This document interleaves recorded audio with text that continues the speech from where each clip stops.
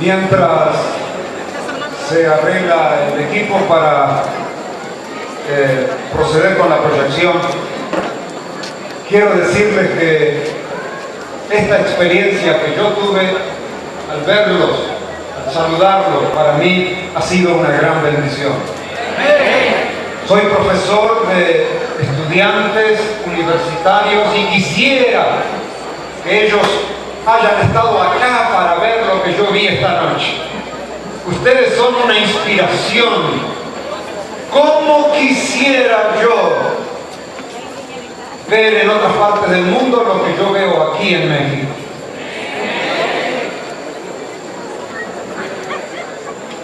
Aquí en México hay 750,000 adventistas del séptimo día. Hay países en donde no hay ni uno solo, porque hay pena de muerte al que se hace cristiano. Y Dios les ha dado a los mexicanos una enorme bendición de vivir en un país libre, por el cual ustedes debieran dar gracias a Dios. Felicito a los pastores, a los líderes, por el excelente trabajo que están haciendo con los grupos pequeños. El movimiento de la Reforma Protestante del siglo XVI, lanzado por ese hombre llamado Martín Lutero, se llevó a cabo con algunos principios que nosotros compartimos. Martín Lutero dijo: no me vengan a mí con tradiciones, muéstrenme a mí que estoy equivocado con la Biblia y solo con la Biblia. ¿Estamos de acuerdo con ese principio? Se estaban vendiendo indulgencias para comprar la salvación. No importa lo que ustedes hagan, pagan y se van al cielo. Martín Lutero dijo: no, la salvación no se compra, la salvación es un regalo de Dios. La salvación es por la gracia y solo por la gracia. Es un regalo que se puede aceptar o rechazar. Se puede aceptar por la fe y solo por la fe. Martín Lutero hablaba en latín y de ahí salieron los principios: la sola escritura, la sola gratia, la sola fide. Pero hay un principio más que Martín Lutero enfatizó y que muchos de nosotros ignoramos. Es el principio del sacerdocio de todos los creyentes, el ministerio universal. Martín Lutero dijo: no se necesitan papas, no se necesitan obispos, no se necesitan cardenales, porque todos los creyentes son sacerdotes. El sacerdocio universal, el sacerdocio de todos los creyentes.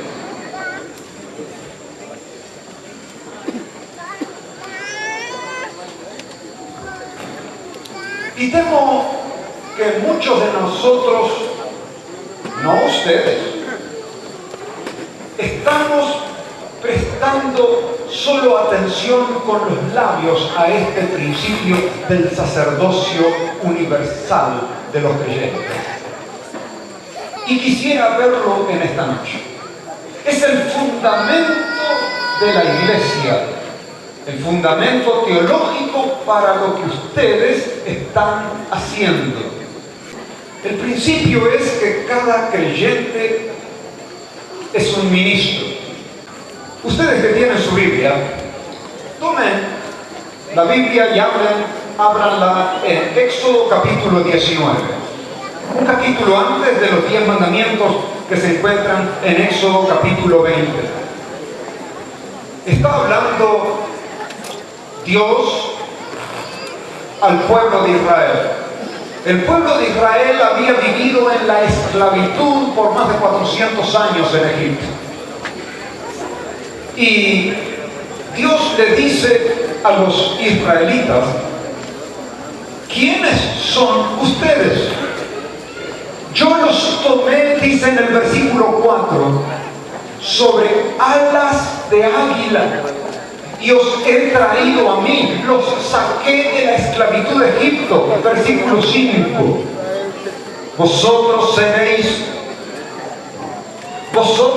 seréis mi especial tesoro sobre todos los pueblos. Ustedes eran un pueblo de esclavos, pero yo los saqué de la esclavitud y ahora son mi especial tesoro. Versículo 5.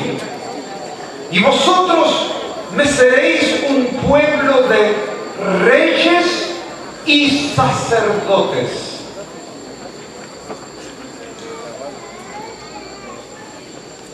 En el pueblo de Israel, todos ustedes saben, habían 12 tribus. De las 12 tribus, una estaba dedicada exclusivamente al sacerdocio. ¿Cuál era esa tribu? La tribu de Leví. Pero Dios les dice en Éxodo capítulo 19, versículo 5: todo el pueblo de Israel será para mí un reino de sacerdotes, hombres y mujeres que habían sido llamados de las tinieblas a la luz admirable, que habían sido sacados de la esclavitud y ahora eran tratados como el especial pueblo, el tesoro de Dios. Todo ese pueblo ahora era llamado a ser un reino de reyes y sacerdotes. Así que decíamos que todo el pueblo de Israel fue llamado a servir como un reino de sacerdotes. No era solo un asunto limitado a la tribu de Judá. En Primera de Pedro, en el capítulo 2, versículo 9, el apóstol Pedro utiliza figuras similares. En realidad está citando del Antiguo Testamento. Y el pueblo de Dios en el Nuevo Testamento, que es la iglesia, recibe la siguiente instrucción de Dios: mas vosotros sois linaje escogido, real sacerdocio, nación santa, pueblo adquirido por Dios, para que anunciéis las virtudes de aquel que os llamó de las tinieblas a su luz admirable. Linaje escogido. ¡Qué familia, mi familia!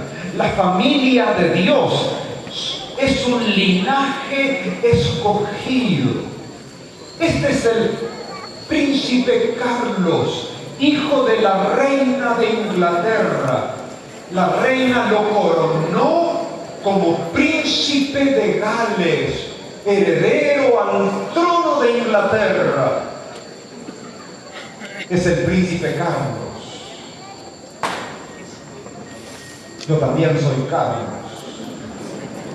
Y ustedes, así como me ven, el hijo de la viuda Martín, mi papá murió cuando yo tenía 4 años, mi mamá quedó con 5 hijos, pobrecitos en el medio del campo. El hijo de la viuda Martín tiene sangre real, sangre roja. Él es el hijo de la reina de Inglaterra y heredero al trono.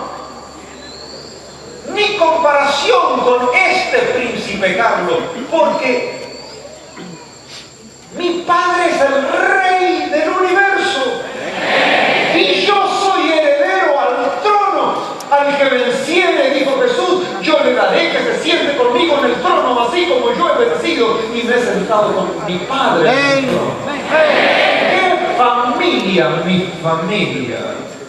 Ustedes y yo somos linaje escogido, real sacerdocio, reyes y sacerdotes.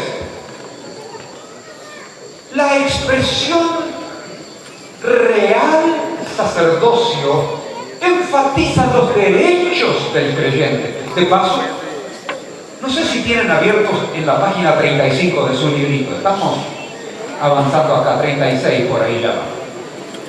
El término real enfatiza los derechos del creyente. Y qué lindo es reclamar mis derechos reales. Me gusta que me traten como si fuera un rey. Quiero reclamar mis derechos. Pero ahora vienen, con los derechos también vienen responsabilidades. Ah, no. Ya me están pidiendo que me envuelva en la vida de la iglesia y que acepte cargos y que dirija un grupo pequeño como un sacerdote. Somos todos miembros de un pueblo de reyes y sacerdotes. El Señor nos ha encomendado un real sacerdocio y nos llama a ser una nación santa, un pueblo diferente. Somos un pueblo adquirido por Dios para que anunciemos las virtudes de aquel que nos llamó de las tinieblas a su luz admirable. Cuando nosotros llegamos a los Estados Unidos hace varios años, sin saber una palabra de inglés, como llegamos todos los inmigrantes, con una valija, a dormir en el suelo por varios meses, a recoger muebles de la basura, porque así llegamos los inmigrantes a los Estados Unidos. Muchos llegan así, sufriendo. Mi esposa descubrió que a los americanos les gustan los garage sales, las ventas de garaje. Cuando los americanos tienen muchas cosas, se deshacen de ellas vendiéndolas por unos centavitos, bien baratos. Y los domingos generalmente en el vecindario siempre hay 2 o 3 familias que están vendiendo sus cositas viejas por unos centavos. Y así fuimos armando la cocina, comprando ollas, comprando las primeras cositas. Un día mi esposa aparece con un aparato raro. ¿Y qué es eso? Me dijeron que se llama una waflera, para hacer waffles. ¿Y qué son los waffles? No sé, pero ya vamos a aprender. ¿Y cuánto te costó? $1. Cuando la limosna es grande, hasta el santo desconfía. Tan barato. Bueno, vamos a probarlo. ¿Funciona? No sé. Y lo enchufo, no funcionaba. Con razón salió tan barato. Intenté repararlo. Lo llevé a un lugar a ver si me lo reparaban. Me dijeron, no señor, si yo le voy a cobrar por la reparación, le va a salir más caro que comprar uno nuevo. ¿Qué hace usted con algo que no sirve? Pues, a tirarlo a la basura, ¿no es cierto? Ahora, pregunto, ¿para qué nos adquirió Dios? El Señor pagó un precio, comprado con sangre por Cristo. Un precio muy elevado pagó por nosotros. ¿Para qué? Con un propósito. ¿Qué se hace con un árbol que no da fruto? ¿Qué dice la Biblia? Hay que cortarlo y echarlo al fuego. ¿Qué hará Dios con un creyente que no cumple la misión para la cual el Señor lo ha llamado? El Señor nos ha llamado para que proclamemos las virtudes de aquel que nos ha llamado de las tinieblas a su luz admirable. Y ustedes están aquí justamente porque ustedes son los que proclaman las virtudes. Son los líderes de los grupos pequeños. Hemos utilizado este pasaje para dar muchos estudios bíblicos. De modo que si alguno está en Cristo, nueva criatura es. Las cosas viejas pasaron, de aquí todos son hechas nuevas. El versículo dice, y todo esto proviene de Dios, quien nos reconcilió consigo mismo por medio de Cristo. Y nos dio ahora el ministerio de la reconciliación. Repito, que Dios estaba en Cristo reconciliando consigo al mundo, no tomándole en cuenta a los hombres sus pecados, y nos encargó a nosotros la tarea de la reconciliación. Jesús dijo, así como el Padre me envió, yo os envío. Jesús vino a reconciliar al mundo con Dios, pero Él se fue y le dijo a sus discípulos, yo me voy, pero les encargo a ustedes el ministerio de predicar, el ministerio de anunciar la reconciliación que Dios ofrece gratuitamente a los pecadores. Así que somos embajadores en nombre de Cristo, como si Dios rogase por medio de nosotros, os rogamos en nombre de Cristo, reconciliados con Dios. Hablando de embajadores, una vez estaba predicando en Yakarta, Indonesia, haciendo una campaña evangelística. En Indonesia solamente hay 200 millones de musulmanes. Es un poco amenazante, digamos. Y era en el World Trade Center, en el edificio más alto de la ciudad, piso 28.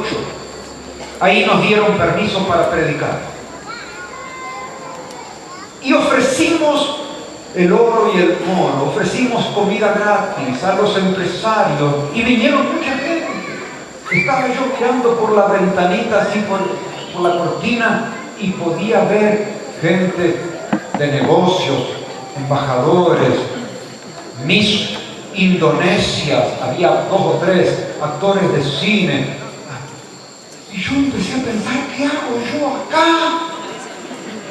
Si yo no hablo perfecto inglés, yo soy de los nuestros. ¿Y qué hago yo, el hijo de la viuda Martina, aquí? Carlitos, ¿en qué te has metido? Y yo no soy de los que le da miedo o pánico muy seguido, pero esa vez me pegó fuerte. Y se me secó la boca y empecé a tener, no, tengo que calmar porque al ratito tengo que pararme delante de esta multitud. ¿Y qué hago acá? Me fui a un rincón y le pedí perdón a Dios y Señor, ayúdame, porque después de todo estoy acá en obediencia y vengo como embajador en nombre de Cristo. ¿Cierto? ¿Qué me importa que haya militares y políticos y embajadores? Yo soy embajador también, y embajador del gobierno más alto que existe en todo el universo, y más vale que me escuchen, y ahí nomás ya Es que es la realidad, hermano. Tenemos un mensaje que el mundo necesita y para el cual el Señor nos capacita. El Señor dice, cuando vayas, yo estoy contigo, a donde vayas, todos los días, hasta el último rincón del mundo, estaré yo contigo, a donde llegues. Otro pasaje que nos habla de ese privilegio tan grande que tienen los creyentes. El apóstol Pablo escribe a los Efesios en la versión que utilizaba mi mamá, la Reina Valera antigua. Yo me crié con la versión del 60. La Reina Valera antigua de 1909, la versión favorita de mi mamá, decía: y Dios mismo dio a unos ciertamente el ser apóstoles, a otros profetas, a otros evangelistas y a otros pastores y maestros, doctores, para perfección de los santos, para la obra del ministerio, para edificación del cuerpo de Cristo. Yo me crié con la versión del 60. Bastante parecida. Dice, y él mismo constituyó a unos apóstoles, a otros profetas, a otros evangelistas y a otros pastores y maestros. Versículo 12, a fin, mire, compárenlo ahí, a fin de perfeccionar a los santos para la obra del ministerio, para la edificación del cuerpo de Cristo. Entre estas dos versiones hay una diferencia. En la versión Reina Valera antigua, los pastores sirven para tres funciones: para edificar el cuerpo de Cristo, para equipar a los santos, para la obra del ministerio. Pero en la versión del 60, la más popular de todos hoy, los pastores están para dos funciones: para edificar el cuerpo de Cristo y para equipar a los santos para la obra del ministerio. ¿Cuál es la diferencia entre esta versión y esta otra? Toda la diferencia es esta coma. Acá no está para equipar a los santos para la obra del ministerio. Cuando la Biblia fue escrita, el Nuevo Testamento fue escrito, no había ni separación entre las palabras, ni comas, ni puntos, ni signos de puntuación. Las comas se inventaron como 400 años después de Cristo. Las comas fueron añadidas por los escribas que copiaban la Biblia. Esta coma no fue escrita por el apóstol Pablo. Ahora les hago una pregunta. ¿Quién tiene la obra del ministerio según la versión Reina Valera antigua? ¿Quién tiene la responsabilidad del ministerio? Los pastores están para la obra del ministerio. ¿Quién tiene la responsabilidad del ministerio según la Reina Valera del 60? Los pastores deben equipar a los santos para que ellos, los santos, hagan la obra del ministerio. Y cuando yo leo todo el mensaje de la Biblia, yo encuentro que el ministerio no es la responsabilidad exclusiva de los pastores, es responsabilidad de los santos. ¿Y quiénes son los santos? La iglesia, y los pastores son miembros de la iglesia. Santos son aquellos que han sido perdonados. Los pastores han sido perdonados, son parte de los santos. Los pastores han sido entrenados para que ellos puedan entrenar a otros para la obra del ministerio. La tarea del pastor es equiparlos para que puedan ser efectivos en el ministerio. Hay una distinción desafortunada que apareció en la Edad Media. La idea de laicos versus clérigos. Heredamos estos términos con el significado que tenían en la Iglesia Católica durante la Edad Media. El término laico, persona común, era usado en contraste con el término clericus, miembros de una orden religiosa, los miembros del clero. Los laicos eran las personas comunes, el clero eran los miembros de una clase muy elevada. La palabra laico viene del griego laos, que significa el pueblo de Dios. Es una expresión hermosa, pero por otro lado, la palabra pueblo es una palabra que era usada en esos días en forma despectiva. El pueblo, el popular, los ignorantes, nosotros los educados, miembros del clero, ustedes son los del pueblo, los ignorantes, nosotros somos el clero. El laico era el que no había estudiado, era el que no era un profesional, el que no tenía preparación avanzada.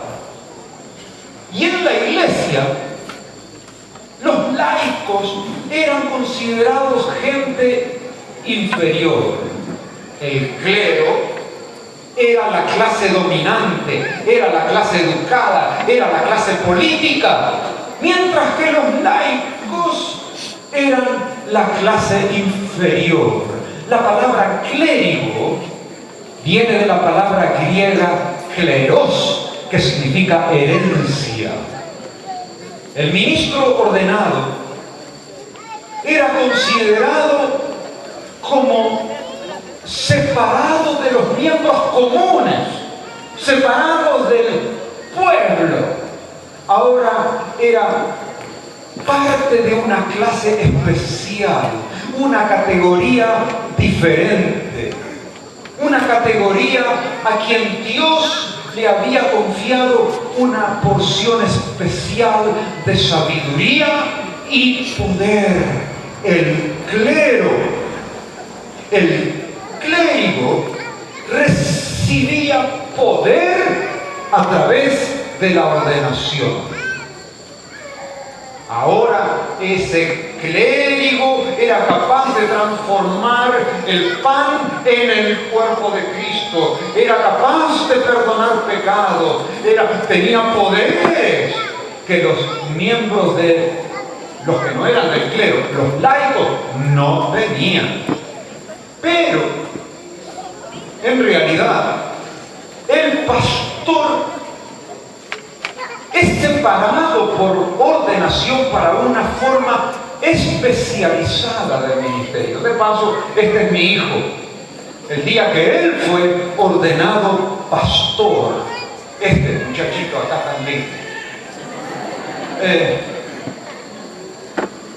el pastor fue ordenado para una obra especial. Pero bíblicamente no hay diferencia entre el clero y los laicos. Los laicos son el pueblo de Dios. El pastor es parte del pueblo de Dios. El clero son los que tienen una herencia prometida. ¿Acaso ustedes no tienen una herencia prometida? Bíblicamente no hay separación, no hay diferencia entre laico y clero. Este dualismo tiene un trasfondo católico. Y a mí me gustó mucho una vez que me invitaron a ir a Puebla hace varios años. Ya no usaban más el término un congreso de laicos. Ahora utilizaban el término, aquí este es un congreso de ¿qué? De discípulos. Decían, me gusta esa expresión. Pero en la iglesia adventista, en muchos lugares del mundo, el pastor es el único que se mueve. Pastor, ¿cuándo me va a venir a visitar? Pastor, mi vecina quiere estudiar la Biblia. Pastor, venga a recogerme y llevarme a... Pastor aquí, pastor allá. Y los miembros quieren que el pastor les predique, que el pastor, los pastoree. Y ellos están ahí con los brazos cruzados esperando que alguien los cuide. Hay otra palabra muy linda en griego, la palabra diaconía, significa servicio. Elena de White dijo, los pastores no deben hacer la obra que pertenece a la iglesia cansándose a sí mismos e impidiendo que otros desempeñen su deber. Los pastores deben enseñar a los miembros a trabajar en la iglesia y en la comunidad. La palabra diácono significa servidor, como el Hijo del Hombre que no vino a ser servido, sino ¿a qué? a servir. Jesús no vino a ser diaconado, sino a diaconar. Jesús se presentó a sí mismo como el servidor o como el diácono. Miren qué palabra hermosa. Hoy nosotros, los diáconos son los que recogen la ofrenda. ¿Es eso toda la obra de un diácono? Jesús es el diácono por excelencia. En la iglesia cristiana, el pastor en muchos lugares, no aquí, yo he sido pastor acá en Interamérica por varios años. Yo también tuve 17 iglesias al mismo tiempo, como la mayoría de los pastores acá. Pero hoy en los Estados Unidos, todas las iglesias quieren un pastor. Un pastor tiene una iglesia. No en todos los casos. El dinero no da para tanto, pero hay iglesias que sí, que tienen 2 o 3 pastores. ¿Y qué hacen los hermanos? Pero ¿cómo un laico va a predicar cuando el pastor está ahí sentado en la congregación? No, pastor, predique usted. El pastor predica.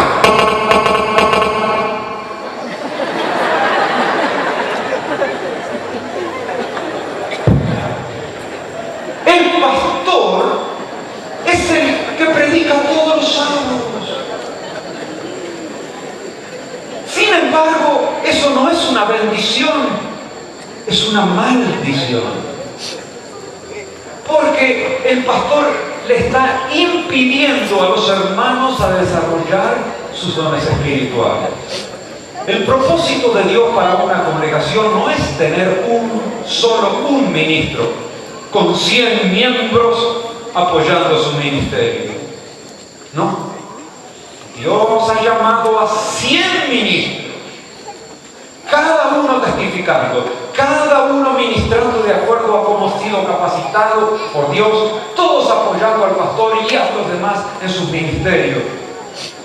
No es el plan de Dios que haya uno parado y 100 sentados, uno ministrando y 100 disfrutando de la adoración. No. El propósito de Dios es que haya uno sentado y 101 personas ministrando. ¿Cómo? A ver, ¿cómo es eso? Se me está enredando todo, estará pensando usted. ¿Quién es el único que merece estar sentado? A veces los pastores, he escuchado alguna vez que dicen, los hermanos dicen, pastor, qué lindo servicio de adoración. Disfruté el culto de hoy. Qué buen sermón. Disfruté de la adoración hoy. ¿Cómo dice? ¿Usted disfrutó de la adoración? ¿Quién es el que merece recibir nuestra adoración? Uno solo. ¿Quién es el que merece estar sentado en un trono? Dios. ¿Cuál es la función del pastor? La función del pastor es algo así como el director de una orquesta. Es algo así como el general en un ejército. ¿Se imaginan ustedes una invasión, un ejército viene y ahí sale el general solito con una pistolita ahí atacar al ejército invasor que viene, y los soldados están allí en las barracas rascándose la panza, jugando a las cartas, tomando cerveza, mirando televisión, y el general está allí tirando ahí solito. Eso sería un error fatal. ¿Cuál es la función del general? El general está en la retaguardia. La tropa número 20, tomen esa colina, vayan a la infantería, la caballería, los aviones, y da órdenes. Él coordina el proyecto. Él no está supuesto a hacer la obra, sino Él es el coordinador, el pastor. Los pastores no van a terminar la obra. Es imposible, dice Elena de White, la obra de Dios en esta tierra no podrá ser terminada jamás mientras los pastores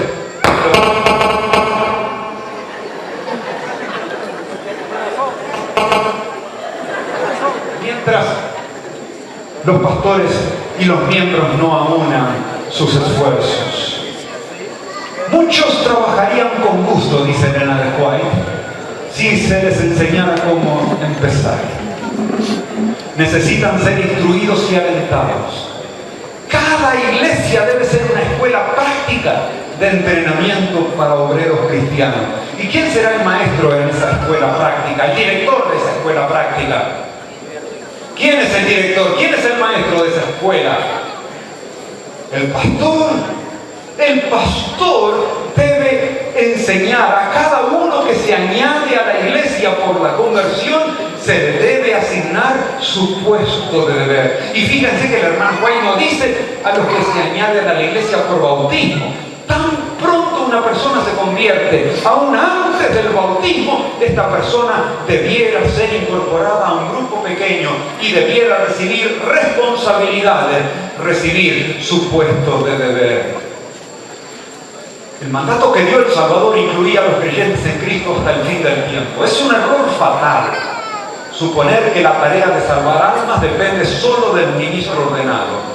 No, todos aquellos a quienes llegó la inspiración celestial reciben el Evangelio encometido. A todos los que reciben la vida de Cristo se les ordena. Elena de White en inglés dice, han sido ordenados para trabajar por la salvación de sus semejantes. La iglesia fue establecida para esta obra y todos los que toman sus votos sagrados se comprometen por ello a colaborar con Cristo. ¿Cuándo usted asume votos sagrados? ¿En qué momento?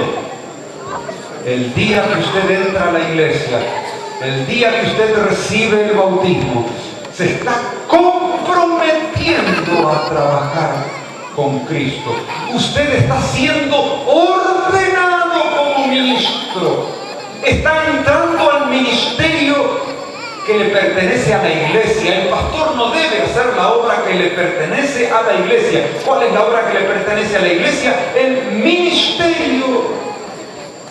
Usted está entrando por imposición de manos, en realidad, al ministerio que le corresponde a la iglesia. En la antigüedad, y Hebreos capítulo 6, versículo 2, habla de la imposición de manos que se hacía en relación al bautismo. Por unos 500 años, los creyentes recibían imposición de manos cuando se bautizaban. Pero eso desapareció durante la Edad Media.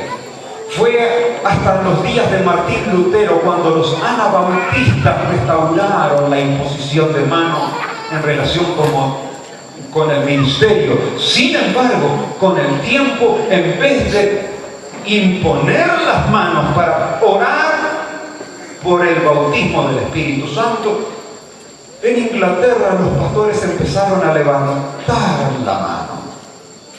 ¿Qué significa eso? Se perdió el propósito original. Todo el que se une a la iglesia por bautismo en realidad se está enlistando como ministro de Cristo. Está entrando al ministerio de todos los creyentes.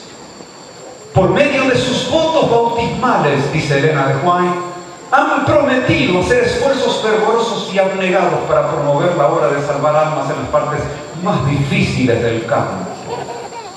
Por medio de sus votos sagrados. Por lo tanto,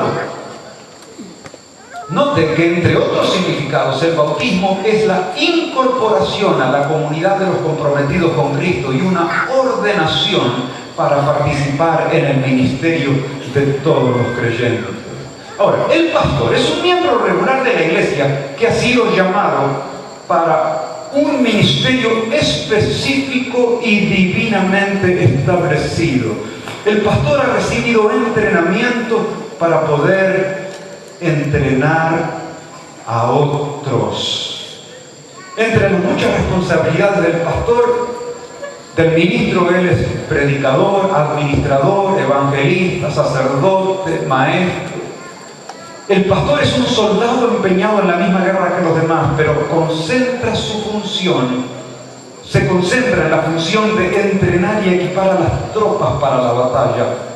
Porque si él solo va a pelear la guerra, eso sería un error fatal. Cuando los creyentes entren a la iglesia entendiendo sus responsabilidades, será mucho más fácil involucrarlos en actividades misioneras. Elena de White dice: cada verdadero discípulo nace en el reino de Dios como un ¿qué? Ustedes lo saben muy bien, nace como un misionero. En lugar de que los pastores sigan trabajando por las iglesias que ya conocen la verdad, digan los miembros de las iglesias a estos pastores: pastor, déjenos solos. Váyase a trabajar por almas que todavía están pereciendo en las tinieblas. Nosotros nos encargaremos de los servicios de la iglesia.